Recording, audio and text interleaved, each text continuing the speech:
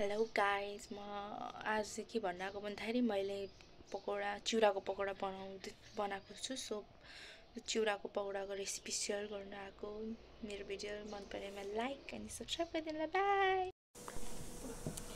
आज म के भन्छ यो प्याजको पत्ता, आज चाहिँ के यो चिउराको के खाने पकौडा मिक्स गरेर यो चिउरा मैले अघि नै भिजाएर राखेको छु। अब यसलाई पहिले यसरी म्यास गर्नु।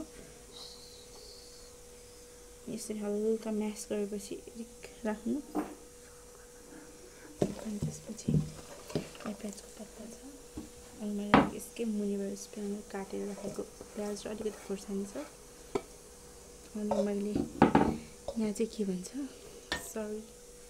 यो अघि भिजाएर राखेको थियो आलु, यो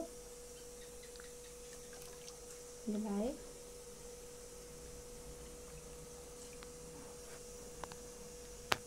ग्रेट गरेर राखेको कि यो आलुको क्रन्च पकौडामा एकदम मिठो हुन्छ। मैले अलिकति मैले अलिक पिसेर राखेको यो लसुन धेरै होइन, जस्ट छुवाउनुको लागि मात्रै, यति मात्रै। अनि यो अघि मैले भिजाएर राखेको चिउरा अब म बेसन राख्छु। ल बेसन चाहिँ मैले परै राखेको छु। बेसन चाहिँ ल्याइन, बेसन छैन, बेसन पनि थोरै बेसन नदेखाऊ न। बेसन पनि अलिक बेसन यो अस्ति अलिकति खोलेको थियो। मैले एक प्याकेट डल्लै हल्का थियो, धेरै चाहिँदैन छिटो, किन भन्दाखेरि अलरेडी चिउरा पनि छ नि त, हल्का स्वाद अनुसार। यसलाई लिएर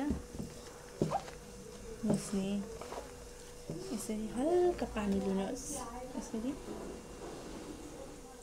यति हल्का पानी लिएर मुस्नुहोस्। र तपाईँलाई यो बाक्लो कतिको चाहिन्छ त्यो अनुसार गर्नुहोस्। म अहिले भरे पिठो थाल्नु गऱ्यो भने थाल्छु। अहिले एकछिनपछि भेटौँ न।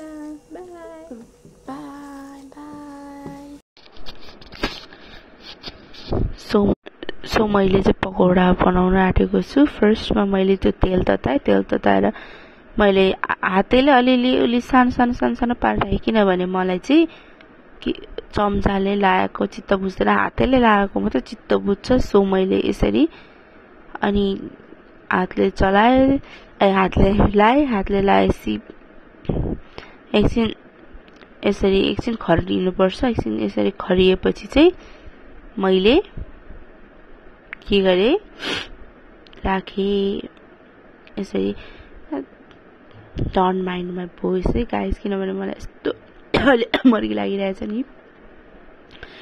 यो बनाउँदा चाहिँ म किचनमा यस्तो गर्मी पनि थियो, प्लस यस्तो मर्की पनि लागिरहेछ। तर पनि यो पकौडा चाहिँ मैले बनाइकन अन्त घरमा एकदमै धेरै भइसक्यो नि त। अब धेरै भएको कारणले गर्दा के गर्नु भएर मैले मम्मीलाई पकौडा बनाऊँ भने यो पकौडा बनाएँ। अनि बाइन्डिङमा चाहिँ मैले बाइन्डिङ गर्नुको लागि चाहिँ मैले बेसनको पिठो र भिजाको चिउरा लगाएको थिएँ। अघि मैले भनिहालेँ, अघि मैले देखाइहालेको थिएँ। तपाईँहरूले त्यो सायद नोइजले गर्दा सुन्नुभयो भएन, मलाई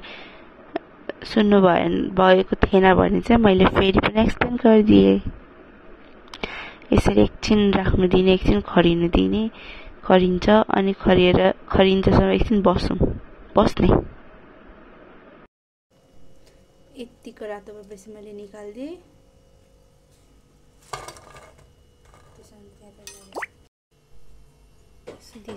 पकौडा फेरि पनि तपाईँहरूले हेर्न सक्नुहुन्छ। मैले फेरि पनि अर्को ब्याच पकौडा बनाउँदैछु। सो यो पकौडा चाहिँ मैले हातैले बनाएँ। यसरी एकछिन सानो मलाई चाहिँ पकौडा भन्नु बित्तिकै त्यो सानो गरेको मनपर्छ मलाई। त्यसैले मैले सानो नै गरेको छु। तपाईँहरूलाई जत्रो साइजको बनाउनु मन लाग्छ त्यत्रो साइजले बनाउन पनि सक्नुहुन्छ। मलाई चाहिँ सानो मनपर्ने भएकोले गर्दाखेरि मैले सानो बनाएँ। घरमा पनि सबैले सानो मनपर्छ, त्यसैले गर्दाखेरि मैले सबैलाई भनेर सानो बनाएँ।